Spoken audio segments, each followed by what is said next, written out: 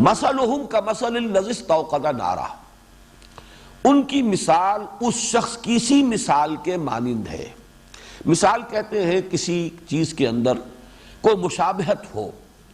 تو اس شخص کی سی کیفیت کے مشابہ ہے۔ ان کا معاملہ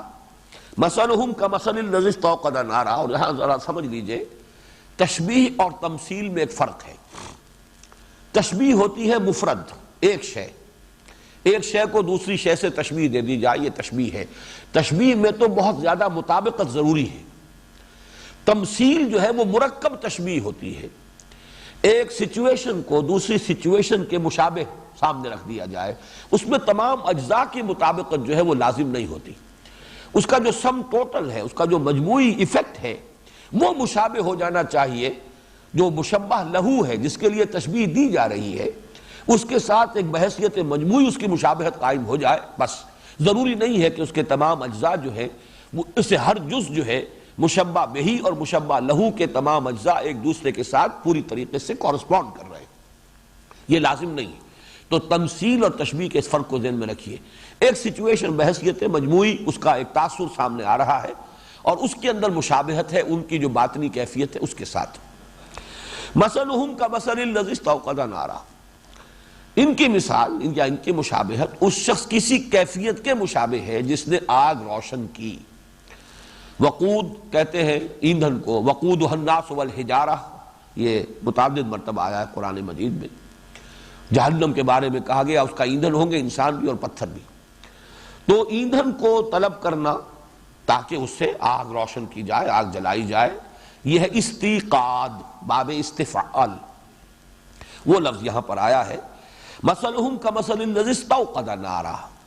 ان کی مثال اس شخص کی کیفیت کے مانند ہے جس نے آگ روشن کی۔ فلما اضاءت ما حولہ، تو جب اس آگ نے، چونکہ نار جو ہے وہ مؤنث ہے عربی میں، تو یہاں آیا ہے اضاءت، مؤنث کا صیغہ ہے۔ جب اس آگ نے روشن کر دیا ما حولہ، اس کے ماحول کو، جو ارد گرد جو ہے روشن ہو گیا۔ ذہب اللہ بنورہم، اللہ نے سلب کر لیا ان کا نور بصارت، لے گیا اللہ ان کی بینائی۔ وترکہم فی ظلمات لا یبصرون، اور چھوڑ دیا ان کو اندھیروں میں کہ کچھ نہیں دیکھتے۔ صم بکم عمی فہم لا یرجعون، وہ سم کہتے ہیں بہرے کو، اسم کی جمع ہے، بکمن ابکم کی جمع ہے، ابکم کہتے ہیں گونگے کو، عمی اعما کی جمع ہے، اعما کہتے ہیں اندھے کو۔ یہ بہرے ہیں، گونگے ہیں، اندھے ہیں، فہم لا یرجعون، اب یہ لوٹنے والے نہیں ہیں، پلٹ کر آنے والے نہیں۔ اس میں پہلے تو تمثیل کو سمجھ لیجئے۔ مجھے علامہ اقبال کا ایک شعر یاد آیا کہ اندھیری شب ہے جدا اپنے قافلے سے ہے تو، تیرے لیے ہے میرا شعلہ نوا قندیل۔ کبھی وہ ہفت روزہ نکلا کرتا تھا قندیل، اور اس پر یہ شعر علامہ اقبال کا درج ہوتا تھا۔ تو اس میں جو نقشہ کھینچا جا رہا ہے وہ یہ ہے کہ کوئی قافلہ ہے، اور وہ کہیں رات کو کہیں بھٹک گیا ہے، راستے سے کہیں بھٹک گیا، لیکن رات بہت سخت اندھیری ہے، تاریک ہے، اس میں اب راستہ نظر نہیں آ رہا، کدھر جائیں۔ یہ کیفیت جو ہے اس کو ذرا چشم تصور سے دیکھیے کہ کوئی باہمت شخص اٹھتا ہے اور وہ کہیں سے ادھر ادھر سے ایندھن جمع کرتا ہے، ٹٹول کر کہیں سے لا کر، حاطب اللیل جسے کہا جاتا ہے۔ حالانکہ اس میں بڑے رسک ہوتے ہیں کہ اندھیرے میں آپ کوئی لکڑی جو ہے، کوئی سانپ کے اوپر ہاتھ نہ ڈال دیں لکڑی سمجھ کر، لیکن بہرحال کسی باہمت آدمی نے یہ ساری محنت کی ہے، ایندھن جمع کیا ہے، استوقدہ، وقود ایندھن کو کہتے ہیں، اور پھر اس نے اس میں آگ لگا دی۔ اس آگ نے ماحول کو روشن کر دیا۔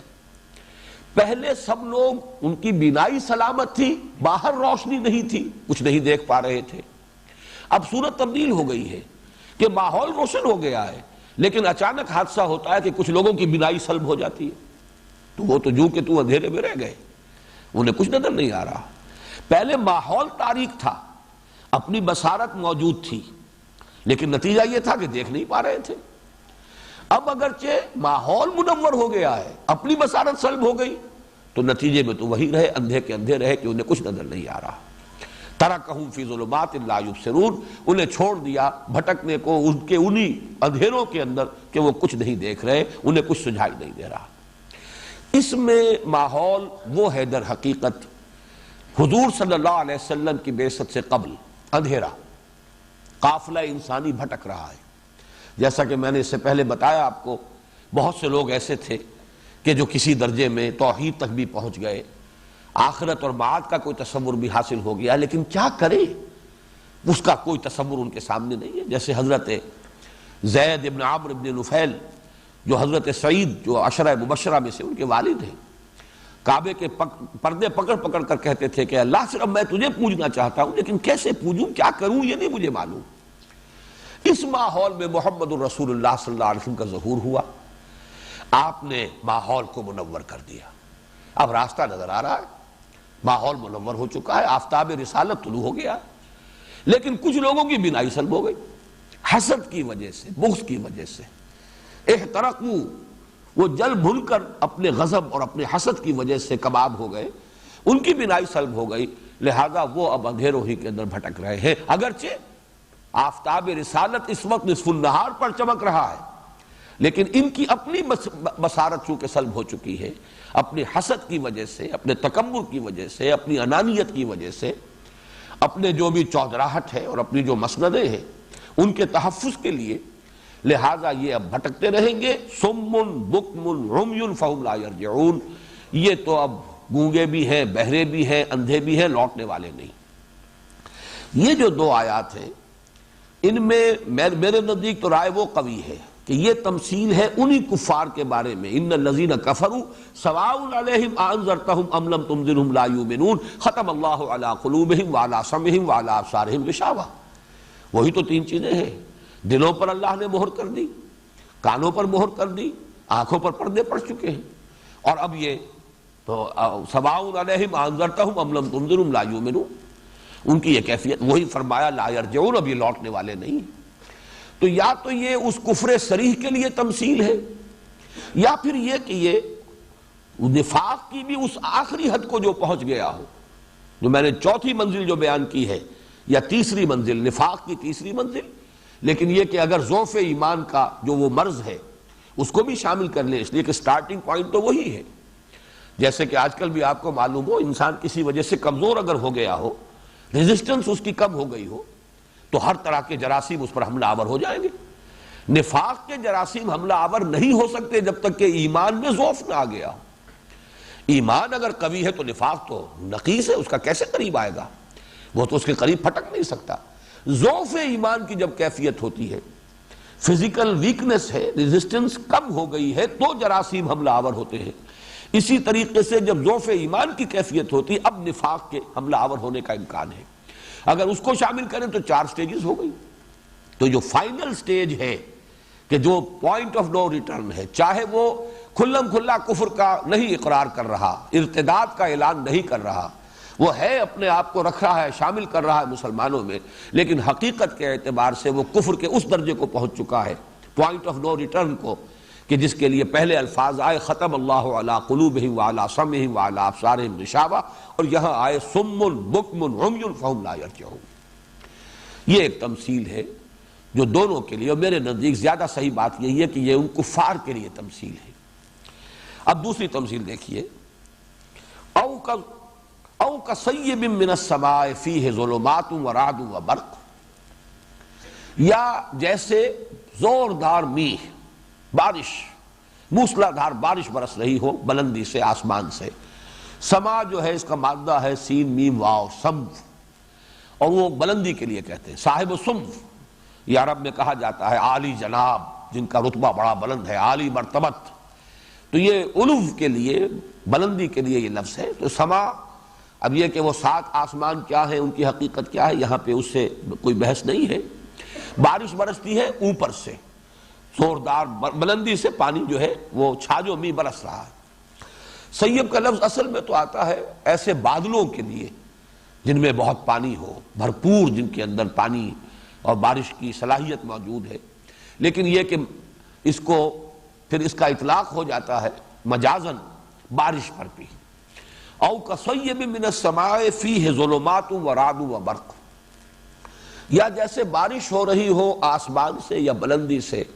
بڑی زوردار بارش، فیہ ظلمات، اس میں اندھیرے بھی ہیں، ورعد، اور کڑک ہے، وبرقن، اور بجلی چمک رہی ہے، یعنی ایک طوفانی کیفیت۔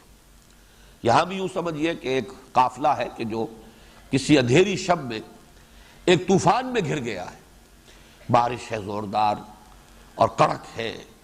اور بجلی کبھی کبھی چمکتی ہے۔ بجلی چمکتی ہے تو کچھ نہ کچھ نظر آتا ہے، دائیں کیا ہے، بائیں کیا ہے، سامنے کیا ہے، ادھر یہ درخت ہے، ادھر پہاڑ ہے، ادھر یہ ہے، لیکن یہ کہ وہ تو ایک انسٹنٹینیس ہے، وہ ایک بجلی چمکی تو کوئی نظر آ گیا، اس کے بعد فوراً جو ہے وہ تو ایک لمحے کے اندر ہی پھر وہ بجلی ختم ہو گئی۔ اس پوری تصویر کو ایک بحیثیت ایک مجموعے کے ذہن میں رکھیے۔ یجعلون اصابعهم فی آذانہم من الصواعق حذر الموت، وہ ڈال رہے ہیں اپنی انگلیاں اپنے کانوں میں، صاعقہ کہتے ہیں بہت بڑی کڑک، اور پھر اس کڑک سے بے ہوش ہونے پر بھی، صاعقہ موسیٰ، خر موسیٰ صاعقہ، یہ لفظ آیا ہے قرآن مجید میں سورہ اعراف میں،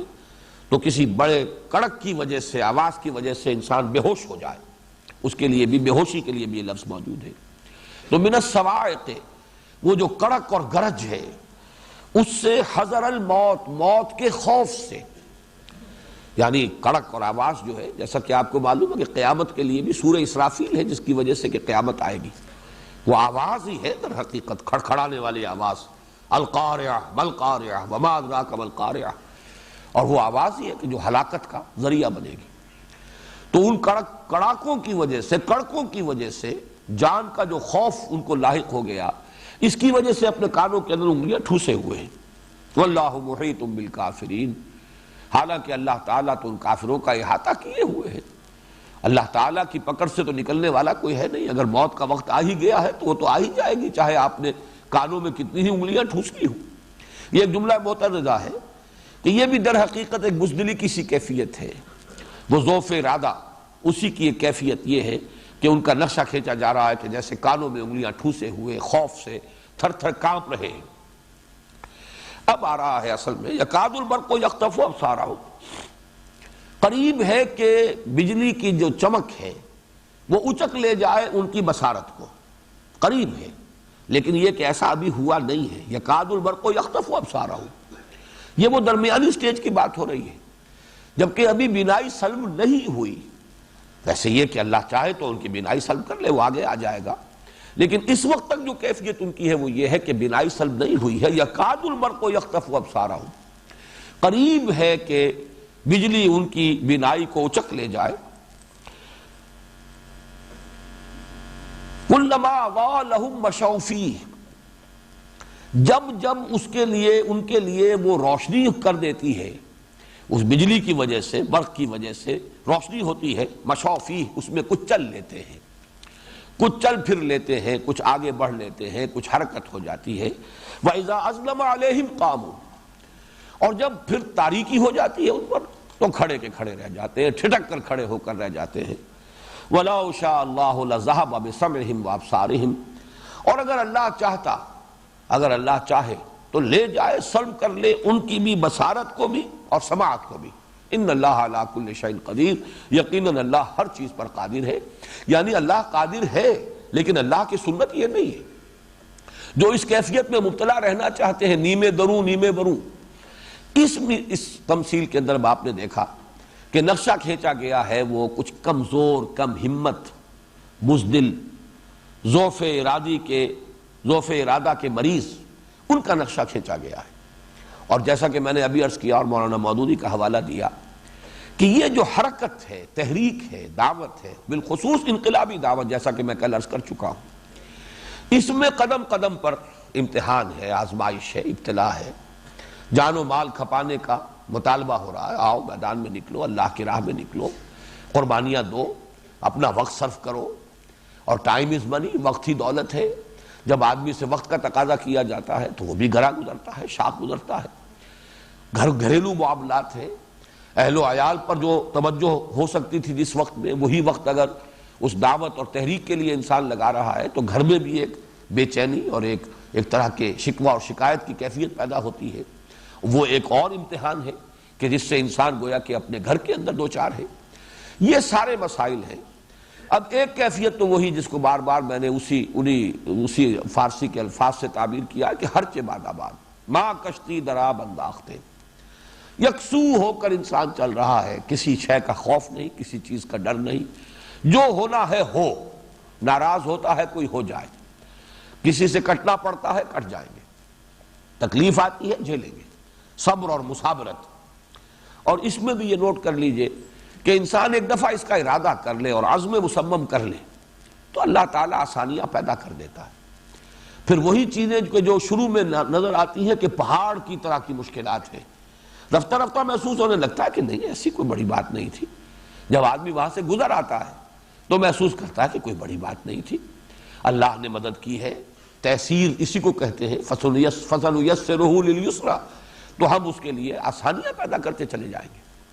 دوسروں کو نظر آئے گا کہ یہ بات تو بڑی مشکل تھی، بڑا کٹھن مرحلہ تھا، اس نے یہ کیسے عبور کر لیا، جس کی وہ میرے سامنے جو سب سے بڑی مثال آتی ہے وہ غزوہ بدر میں حضرت معاذ اور معوذ رضی اللہ تعالی عنہما، یہ دو نوجوان انصاری جنہوں نے کہ ابو جہل کو قتل کیا ہے، ان میں سے ایک کے بارے میں یہ روایت ہے کہ ان کے ایک شانے پر تلوار کا وار پڑا، اور اتنا کاری وار کہ پورا بازو کٹ گیا، کوئی ایک تسمہ لگا رہ گیا، کوئی ایک ٹینڈن ہوگا کسی مسل کا، وہ جڑا رہ گیا۔ اب ظاہر بات ہے کہ ہاتھ بیکار ہے، لٹک رہا ہے، اور لٹکنے کی وجہ سے وہ اور الجھن پیدا کر رہا ہے، وہ اپنے دوسرے ہاتھ سے بھی فریلی اب وہ کوئی کام نہیں کر پا رہا ہے، اس لیے کہ یہ ہاتھ لٹکا ہوا، اس پر کنٹرول تو اس کا نہیں ہے، لیکن یہ کہ پریشان کر رہا ہے۔ تو آتا ہے روایت میں کہ انہوں نے اپنے اس ہاتھ کو ایک پاؤں کے تلے رکھا اور جھٹکا دے کر اسے اتار کے پھینک دیا کہ یہ رکاوٹ بن رہا ہے۔ اب میں نے جو بیان کیا اسی سے جھرجھری آتی ہے انسان کو کہ انسان یہ بھی کر سکتا، لیکن یہ کہ ہوتا ہے جب وہ یکسوئی اور کسی ایک چیز کی لگن اور دھن انسان کے سر پر سوار ہو جائے تو یہ چیزیں بڑی آسان ہو جاتی ہیں۔ دیکھنے والوں کو جھرجھری آئے گی، دیکھنے والے جو ہیں ان کو اوپر لرزہ طاری ہوگا، وہ سوچیں گے کہ یہ ایسے کٹھن مرحلوں سے یہ لوگ کیسے گزر رہے ہیں، لیکن شاید انہیں محسوس ہو رہا ہو کہ جیسے بڑا ہی کوئی سیدھا سا اور سپاٹ سا راستہ ہے ہموار جس پر کہ وہ بڑھ رہے ہیں۔ لیکن یہ کہ اگر ہمت جو ہے اس میں کمزوری ہے، ضعف اپنے اندر ہے، قوت ارادی مزمحل ہے، اب قدم قدم پر وہ رکیں گے، چھٹ جائیں گے، کھڑے ہوں گے، ذرا آسانی آ جاتی۔ ظاہر بات ہے کہ ہر وقت تو وہ مرحلہ نہیں تھا، مدنی دور میں بھی وقفے تو آتے تھے جنگوں کے مابین بھی، حالات میں کچھ نہ کچھ ٹھہراؤ تھوڑی دیر کے لیے آ جاتا تھا، چاہے یہ کہ اندیشے رہتے تھے ہر وقت، ایک حالت خوف تو طاری رہتی تھی، اس لیے کہ سازشیں ہو رہی ہیں۔ مدینے کے اندر یہود کے قبائل جو آباد ہیں وہ سازشیں کر رہے ہیں، اسی طریقے سے دوسری طرف سازشیں ہو رہی ہیں، مکے سے خبریں آ رہی ہیں کہ یہ مشورے طے پا رہے ہیں، تو حالت خوف تو تھی، لیکن یہ کہ درمیان میں کچھ نہ کچھ انہیں ریلیف کا کچھ نہ کچھ وقفہ مل جاتا تھا۔ ایسی حالت میں تو وہ کچھ آگے چلیں گے، بڑھیں گے، نمایاں ہو جائیں گے، مسجد نبوی میں بھی اگلی صف میں آ کر بیٹھیں گے تاکہ معلوم ہو جائے کہ یہ لوگ جو ہے ایمان پر، اسلام پر، مسلمانوں کے ساتھ شانہ بشانہ شریک ہیں، چل رہے ہیں۔ اذا کلما اضاء لهم بشوفی، یہ گویا کہ ایک کیفیت وہ ہے، جیسے ہی ذرا کوئی روشنی ہوتی ہے کچھ چل لیتے ہیں، کچھ لوگوں کے ساتھ مل کر ان کی معیت جو ہے اپنا بھی کوئی ثبوت دیتے ہیں کہ ہم بھی ساتھ ہیں۔ جیسے میں نے کل وہ آیت آپ کو سنائی تھی، وَمِنَ النَّاسِ مَن يَقُولُ آمَنَّا بِاللَّهِ فَإِذَا أُوذِيَ فِي اللَّهِ جَعَلَ فِتْنَةَ النَّاسِ كَعَذَابِ اللَّهِ وَلَئِن جَاءَ نَصْرٌ مِّن رَّبِّكَ لَيَقُولُنَّ إِنَّا كُنَّا مَعَكُمْ۔ لوگوں میں سے ایسے بھی ہیں کہ جو کہتے تو ہیں، دعویٰ کرتے ہیں ہم اللہ پر ایمان لے آئے، لیکن جب اللہ کی راہ میں انہیں ایذا پہنچائی جاتی ہے تو وہ لوگوں کی طرف سے ڈالی ہوئی آزمائشوں اور فتنے اور ابتلاء سے ایسے گھبرا اٹھتے ہیں جیسے اللہ کے عذاب سے گھبرانا چاہیے۔ وَلَئِن جَاءَ نَصْرٌ مِّن رَّبِّكَ، اور اگر اے نبی آپ کے رب کی طرف سے مدد آ جائے اور فتح ہو جائے، غلبہ حاصل ہو جائے،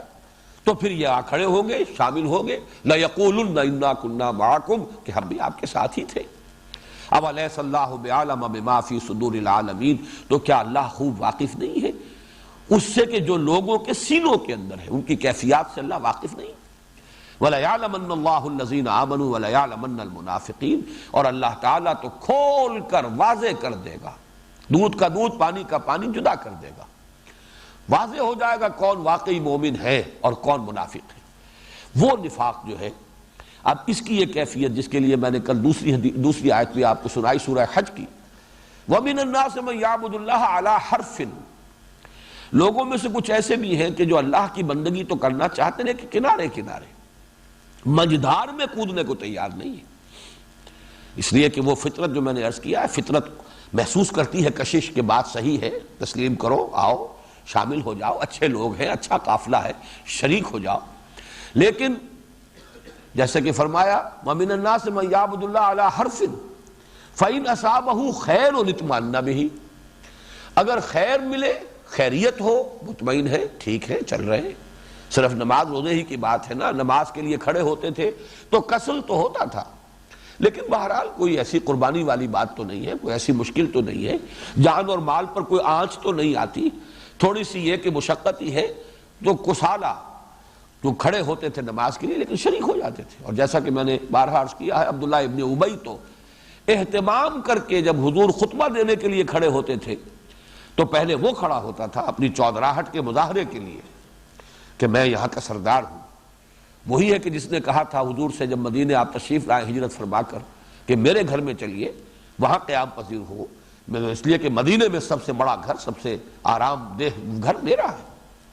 تو حضور صلی اللہ علیہ وسلم نے فرمایا تھا کہ میری یہ اونٹنی جو ہے اس کو اللہ کی طرف سے حکم ملے گا، اس کو چھوڑ دو، جہاں یہ رک جائے گی میرا قیام وہی ہوگا۔ بہرحال اس نے اپنی چودراہٹ کے اظہار کا ایک ذریعہ یہ اختیار کیا تھا کہ ہر خطبے سے پہلے کھڑا ہو جاتا تھا اور وہ کہتا تھا لوگوں دیکھو ان کی بات بڑی توجہ سے سنو، یہ اللہ کے رسول ہیں۔ تو ان کی یہ کیفیت جو ہے، جب کوئی مطالبہ نہیں، کوئی قربانی کا وقت نہیں، کوئی مشکل نہیں، کوئی آزمائش نہیں، کلما اضاء لهم مشوا فیہ، وہ چلتے ہیں، مشا یمشی، چلنا، مشوا فیہ، وَإِذَا أَظْلَمَ عَلَيْهِمْ قَامُوا، اور جب تاریکی طاری ہو گئی، پھر اندھیرا آ گیا، پھر مصائب آ گئے، پھر مشکلات، پھر تکالیف، پھر امتحانات، پھر تقاضے، پھر مطالبے، قاموا، کھڑے کے کھڑے رہ جاتے ہیں، جس کو ہم کہتے ہیں ٹھٹک کر کھڑے ہو جانا۔ وَلَوْ شَاءَ اللَّهُ لَذَهَبَ بِسَمْعِهِمْ وَأَبْصَارِهِمْ، اللہ چاہتا تو لے جاتا، سلب کر لیتا ان کی سماعت اور بصارت کو، جیسے کہ پہلو کا کر لیا۔ ذَهَبَ اللَّهُ بِنُورِهِمْ وَتَرَكَهُمْ فِي ظُلُمَاتٍ لَا يُبْصِرُونَ، اللہ ان کا نور بصارت لے گیا، اللہ نے ان کا نور بصارت سلب کر لیا۔ وَتَرَكَهُمْ فِي ظُلُمَاتٍ لَا يُبْصِرُونَ، اور چھوڑ دیا ان کو ان اندھیروں کے اندر بھٹکتے ہوئے کہ اب کچھ نہیں دیکھتے، صُمٌّ بُكْمٌ عُمْيٌ فَهُمْ لَا يَرْجِعُونَ۔ لیکن اللہ کی سنت یہ نہیں ہے، جو جس حد تک خود جاتا ہے وہیں تک وہ قانون خداوندی کی گرفت میں آئے گا، اس میں اس کا اپنا فری چوائس برقرار رہے گا۔ وَلَوْ شَاءَ اللَّهُ لَذَهَبَ بِسَمْعِهِمْ وَأَبْصَارِهِمْ، ان لوگوں کی بھی اگر اللہ چاہتا تو ان کی سماعت بھی سلب کر لیتا، ان کی بصارت بھی سلب کر لیتا۔ ان اللہ علی کل شیء قدیر، اس لیے کہ اللہ تعالیٰ یقیناً ہر چیز پر قادر ہے، لیکن اس کا قانون یہ نہیں ہے۔ اس اعتبار سے یہ جو تمثیل نمبر 2 ہے، یہ بنیادی طور پر تو ضعف ایمان کی جو کیفیت میں نے بیان کی تھی، یہ اس کی تشبیہ ہے، اس کی تمثیل ہے، لیکن ابتدائی سٹیجز جو ہے نفاق کی، ان کو بھی یہ کور کر لے گی۔ البتہ نفاق کی وہ آخری شکل، اس میں اور کفر میں کوئی فرق نہیں، وہ تو بالکل ایک کفر ہے، سوائے اس کے کہ جس کی ایک مثال میں دیا کرتا ہوں کہ کوئی بہت بڑا شہتیر ہو یا کوئی چوکھٹ ہے، بڑی موٹی لکڑی نظر آ رہی ہے، لیکن اندر سے اسے دیمک چٹ کر چکی، گھن کھا چکا، اس کو صرف ایک ونیئر جو ہے باقی رہ جاتا ہے، ایک چھلکا سا لگا رہ جاتا ہے۔ اور یہ اللہ نے اتنی سمجھ دی ہے اس چھوٹے سے کیڑے کو بھی کہ اگر یہ ظاہر ہو گیا باہر اور بالکل ہم نے اس کو جو ہے آخری جو ہے اس کی جو کورنگ ہے وہ بھی ختم کر دی تو فوراً معلوم ہو جائے گا گھر والوں کو، اور پھر وہ ہمارا بندوبست کر لیں گے۔ لہذا وہ چھوڑتے ہوئے دیمک چڑھ رہی ہے اوپر، لیکن اوپر کا کور اس نے انٹیکٹ چھوڑا ہوا ہے تاکہ پتہ نہ چلے۔ یہی معاملہ منافقین کا ہے کہ بالآخر وہ اس کفر کی حد تک، آخری حد تک پہنچنے کے باوجود وہ اسلام کی ڈھال، اپنا کلمہ شہادت اور کچھ نہ کچھ نماز روزہ دکھاوے کا، ریاکاری کا، وہ برقرار رکھتے تھے کہ مسلمان شمار کیے جائیں، تاکہ ہمارا جو ہے معاملہ تعلق جو ہے ادھر سے بھی ٹوٹنے نہ پائے۔ ورنہ حقیقت کے اعتبار سے جیسا کہ ابھی میں نے سورہ منافقون کی آیت آپ کو سنائی، ذالک بانہم آمنوا ثم کفروا فطبع علی قلوبہم فہم لا یفقہون، یہ لوگ ایمان لائے تھے لیکن پھر انہوں نے کفر کیا ہے،